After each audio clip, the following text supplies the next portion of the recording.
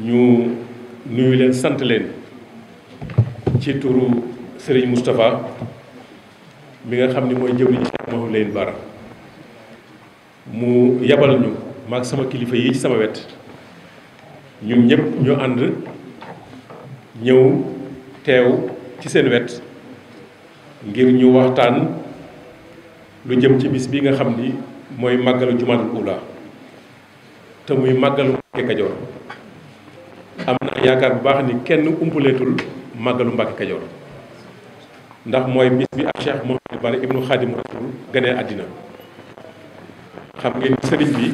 bi ko yonente bi feeñoo fii ci Mbàkke Kajoor ni ko rabbi asxaabaka bil himmati wala turabbi bi darsi faqat mu dégg bi ngir yeesalaat sunna Seydina Muhammad alayhi salaatu wasalaam te mu yooyu yoonu jaayante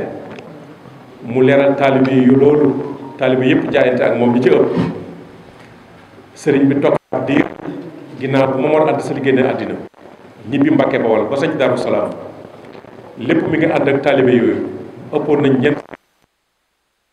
ba sañ ci Touba 1888 Cheikh Moustapha feeñee Daaru Salaam ak Sëriñ Fallu 1891 bi Cheikh Mouhamadou Lamine Bara feeñee ci jamono góor ñoo ñu ànd nag moom ngir bëgg ab cër ci seen borom bëgg àgg ci yàlla da leen a woo ba ñu ñëw ni leen li ngeen doon wut ci seen borom lépp gan gi ñëw andil na leen ko mooy bis bi Bara gane àddina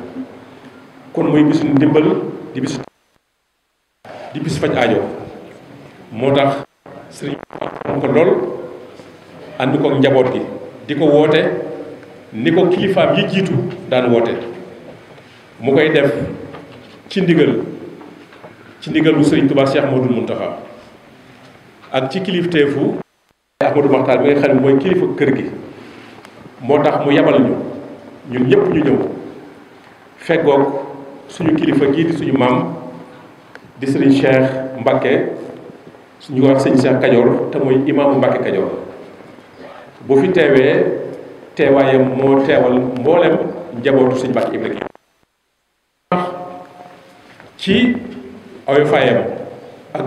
xam gu mu xam ni Cheikh Mouhamadou Lamine Bara bi mu ñëw Mbàkke Kajoor ci loxol waajuram Sëñ Tuubaa tegoon moom la ko booleeloon ngir mu dal ci moom loolu ñu koy sàmm ba mu agsi fii mu gën a dëgër gën a rafet kon sëñ bi lay sant di la gërëm yaa ngi njabootu sëñ Mbàkke Kajoor yëpp sëñ Basiiru ak ñi ngi ci àndal ñëpp di la nuyu di la sant yaa ngi ñi nga àndal ñëpp muy sous-préfet muy chef de service départementaux yi nga àndal yëpp ak locaux yi di fab rek ay sant ak i ngërëm waaye lu jiitu loolu ñu dellu fàttaliku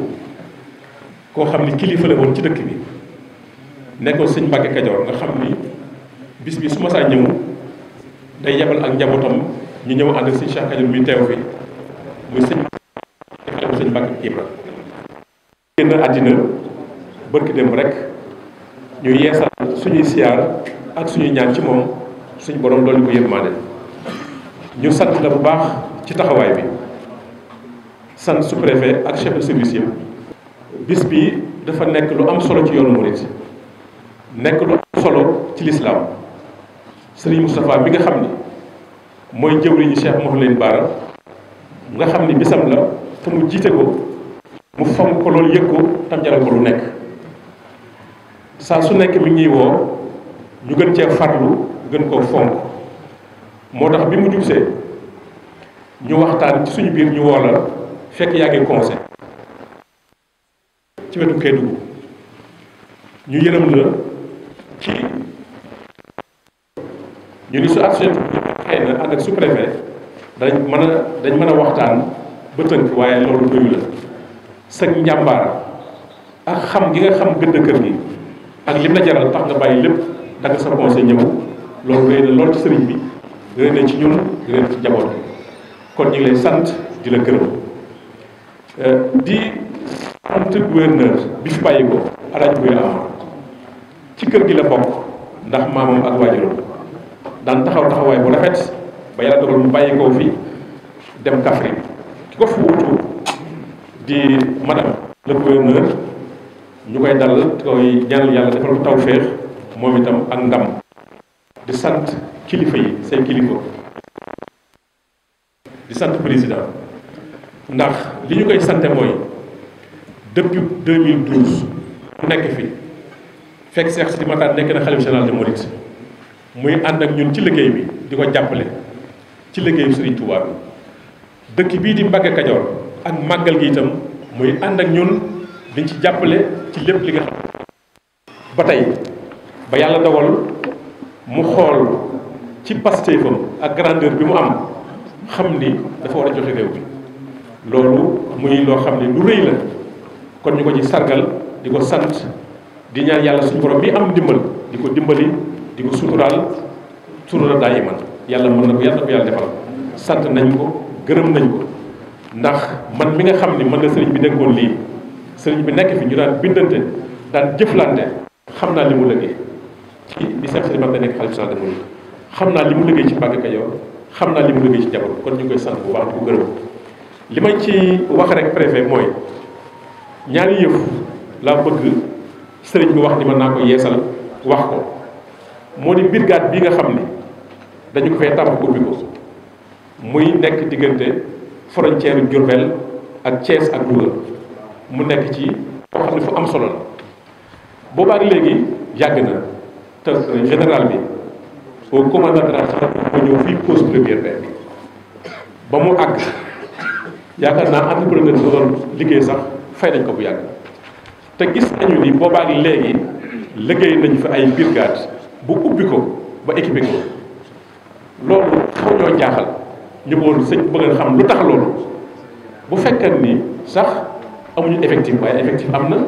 kon ñàkk yu ubbi daf ko jaaxal ñu nit ñi ak njaboot ñaareel ba mooy centre social bi nekk fii nga xam ni moom itam depuis 2018 la waroon àgg finition des ci boobaa léegi kenn mënu ko àggul ñaar yooyu sëriñ bi wax na ni su ma ñëwee naa la ko wax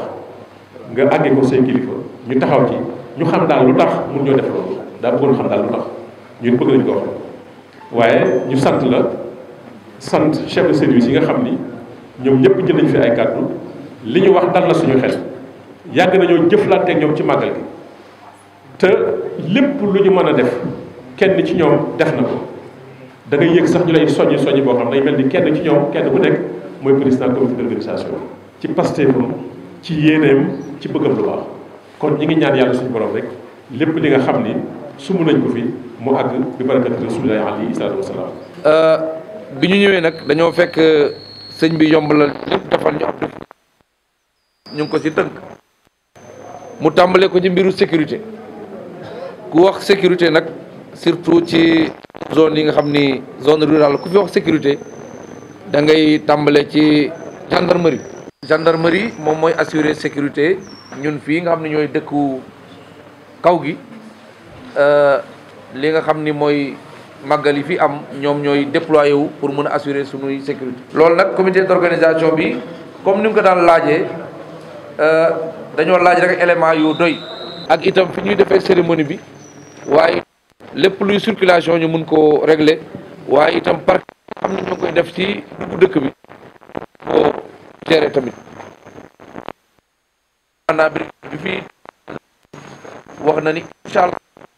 li ñu defoon daaw dinañu dox ay jéego pour yokk éléments yi fi amoon daaw moom dina fexe ba éléments yooyu bu ko mënul doubler itam dina si yokk bu baax ba bu mën dëgg yàlla da ko mën a doubler 200 yi fi amoon daaw dina fexe ba doubler bu ko mënul au moins dina fexe ba am 300. sapeur pompier ñoom damay faral di wax nii fépp fu ñu fekk mbooloo sax dañuy taxaw ñoom fépp fu mbooloo même bu leen fa woowul dañuy ñëw te yàlla def ñoo sutural ba département Kébémer wax dëgg yàlla defal na tawféexu bëriwul département yi mu am département boo xam ni am na ñetti camp sapeur pompier ci benn département bariwul fu mu am ñun nag yàlla dimbali nañ ci ba ñu am ko am nañu benn Kébémer benn Géoul ak benn fii ci Daaru Muxti kon nag sapeur pompier moom incha allah dinañu mobiliser suñu moyen département bi yëpp bu lii matee bii nag Daaru Muxti baax na bu matul dinañu woote au niveau Kébémer ak Géoul ak sax au niveau régional pour ñu matal li nga xam ni éléments yi nga xam ni ñoo fi ne kon nag loolu amuñu si benn ci tàngi à part sapeur pompier itam ñi nga xam ni ñooy service d'hygiène ñëpp xam nañ ni service d'hygiène ñoom seen taxawaay mooy lépp loo xamante ni day indi feebar ñu fànq ko balaa mu yegsi donc nag loolu mooy seen rôle ku ko wax nag wax li nga xam ni mooy poudre yi nga xam ne ñoom ñoo koy utiliser dinañ ko def ak ndimbaliwu conseil départemental ak mairie dinañu ñëw def niñ ko daan defee waaye itam dinañ jàppale comité d'organisation ci bisu set setal bi nga xam ne ñoo koy waajal ñu ñëw ànd ak waa UCG lépp loo xamante ni dañ ko war a désinfecté ñu désinfecté bañ a indi benn gàllankoor kon nag loolu itam waa service dinañ ko def ci ginnaaw service d'hygiène itam ñu ñëw ci ñi nga xam ne ñooy eaux et forêt ku ko wax mbiru matt mi ndax ku wax màggal itam wax li nga xam ni moom lañ ci xéewlu te loolu balaa muy ñëw suñu mbokk jigéen dinañuy soxla loolu itam autorisation yi ci war yëpp ñun dinañ ci taxaw teel ko jot damay ñaax conseil département conseil comité d'organisation bi ñu teel a indi demande yi teel a dem bu dee xam ne si suñu département ak région bi moom yooyu doon benn jafe-jafe loolu moom mooy déposé ngeen tey rek mooy jot ngeen ko léegi-léegi waaye yi nga xam Dakar service national eaux et forêt boobu foo mu teel a egsi comme ça ñun ñu mun ko suivre pas à pas fu mu ko xam kon nag fii ak suba rek incha allah bu ñu mënee ñu teel ko transmettre ginnaaw service eaux et forêt ñu wax itam ci mbiru élevage xam ngeen ni élevage ñoom ñooy contrôle partage yi lépp lu ñu fi lewetal ñoom ñoo koy seet ndax wér na ndax sell na ñu mun ko xool ñooñu itam li ñu leen di ñaan mooy ñu teel fi ñëw rek parce que ni ko sëñ bi waxee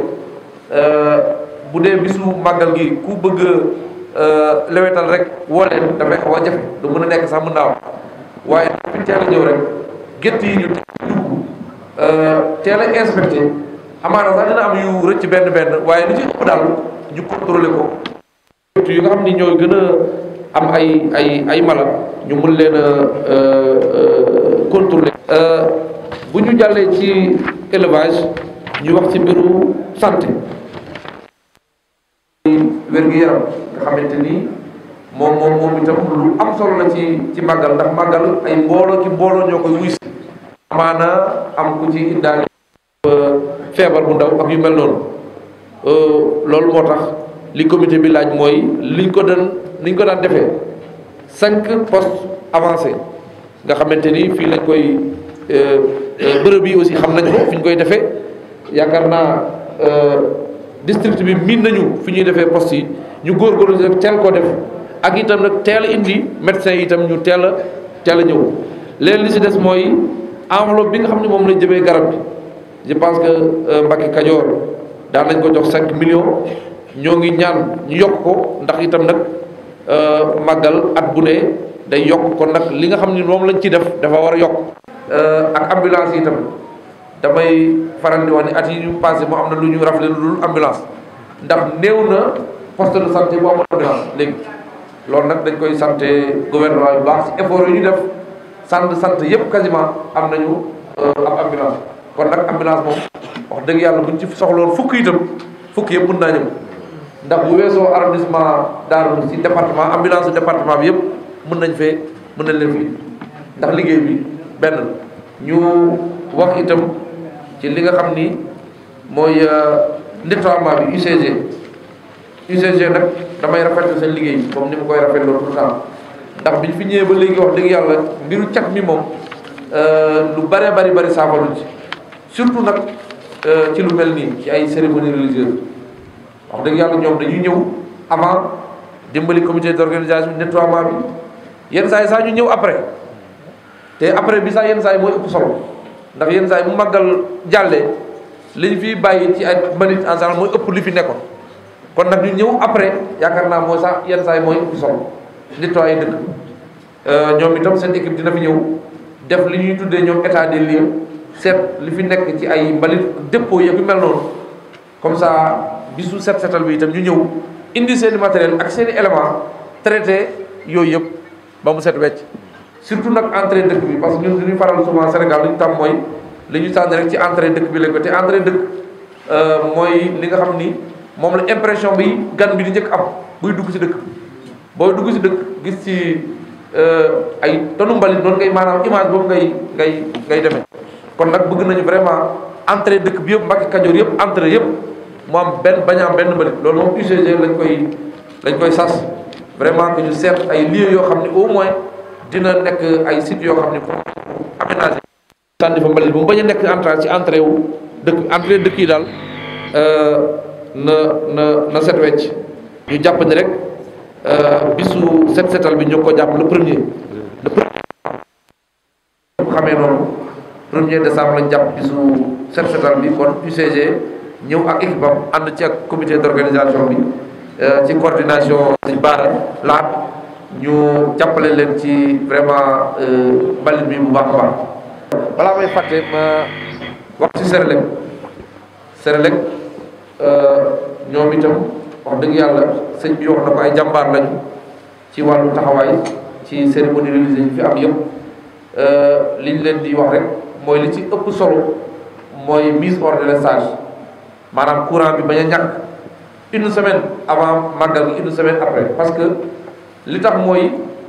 gan yi dañuy teel a ñëw te gan yi souvent fu mun ñu def leen ci yenn conditions yi il faut courant am parce que da ngay am gan boo xamante ni wax dëgg yàlla bëggoo tàngaay bi sonal ko su am ay clim am ay ventilo yoo xam ni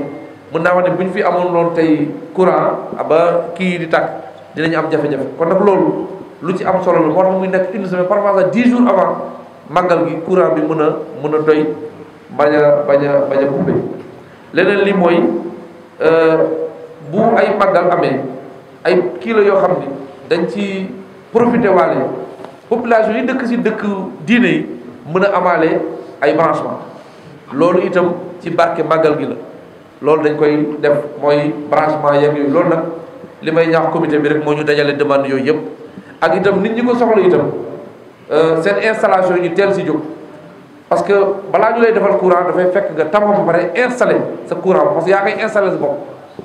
boo woowee sa électricien mu installé la sa kër ba mu noppi Senelec balaa mu ci def courant moom ci moom day xool ndax lii yelloo na def ci courant wala def ci parce que mbiru sécurité la tamit donc loolu mbokk yi nga xam ne soxla nañu courant dañu fexe ba seen installation yëpp yemb avant demande bii di dem Senelec donc loolu itam maa ngi koy war leen koy ñaax bu baax itam li ci topp mooy mbiru éclairage public bi loolu nag Senelec ak mairie bi ñoo ko bokk ba ndax éclairage public mairie la warloo waaye entretien bi Senelec da leen ci dimbali leen ci entretien bi lamp yu lakk yeeg ñu remplacer leen poteau yi daanu yi Senelec yëkkati ko yooyu Senelec dina ko def ci équipe baa ngi fii leneen li mooy groupe électrogène groupe bi itam daan na ñëw ren itam dina ñëwaat insha allah groupe électrogène de secours groupe boobu ñaan nañu suñu borom ñu bañ ko sax jëfandikoo ndax ñaan nañu courant bañ a coupé waaye comme que mbiru courant la te technique la kenn xamul dinañu prépositionné groupe électrogène insha allah dina fi ñëw ni mu fi daan ñëwee li ci mel ni mbiru sécurité alimentaire ni ma ko waxee amoon na ay jafe-jafe ci mbiru ceeb bi nuñ koy séddale ak yooyu jafe-jafe am na waaye am naa ci yaakaar ni ren incha allah dina am li ci antu dinañ ci am solution en tout cas bu ñu fi génnee tey rek dinañu envoyé message yi ñu war a envoyé ba kilifa yi jot ci am naa yaakaar ni ren incha allah dina am li nu am leneen li mooy mbiru assainissement mooy ñi nga xam ne ñooy indi camion yu vidange yeeg yooyu pour kër kilifa yi loolu itam incha allah yaakaar naa ni chaque année ONAS nag dina ci am taxawaay yenn saa yi nag ñu am ci jafe-jafe ñu demandé 10 am ci 5 wala 6 yooyu nag souvent itam du ONAS parce que ONAS day contractualiser ak entreprise souvent entreprise yi ñooy défaillante dañuy signé contrat entreprise boo xam ni moo yor camion yi ñu contractualiser 10 kooku indi 5 wala 6 yooyu sax ñoom ñooy entreprise ñooy défaillante donc loolu parfois jafe-jafe boobu la ñuy am waaye dinañ fexe le tout ba li nga xam ni jàpp nañ ni war na fi ñëw camion yi nga xam ne jàpp nañ war na fi ñëw dina mu ñëw ak toilette mobile yi nga xam ne 50 la commission bi la comité ginnaaw loolu nag ñu wax ci mbiru ndox mi itam liñ doon ñaan mooy ay camion citerne yi waxtaan naa ci ak kilifa hydraulique bi nekk Louga wax na ma ni incha allah dina fexe ba camion citerne yi daan ñëw mu ñëw ak itam bâche à eau yi nag jafe-jafe mooy si bëri dafa yàqu waaw parce que amoon nañ ci lu bari mais nag ni ñu koy jëfandikoo yenn saa yi am na ñoo xam ne xamuñ ni ñu koy jëfandikoo dañ koy bënn bu ñu ko bënnee rek la yàqu bâche bi bu ñu ko xasee ba bënn parce que kenn du ko maanaam matière bi kenn mënu koo defaraat waaw moo tax bu bâche bu si yàqu rek maanaam yàqu na waaye nag am na lu ñu desee Louga yoo xam ni nee na ma vraiment yooyu jàpp na ni baax na yi fa nekk yëpp daal dinañ ko buub yëpp indi incha allah bu ñu mënee am itam yi nga xam ne mu ngi Diourbel bu collègue am yi nekk Diourbel mu ne abal ay bâche à eau dinañ fexe ba bâche à eau yooyu ñëw renforcer yi fi nekk leneen li itam mooy mbiru Sonatel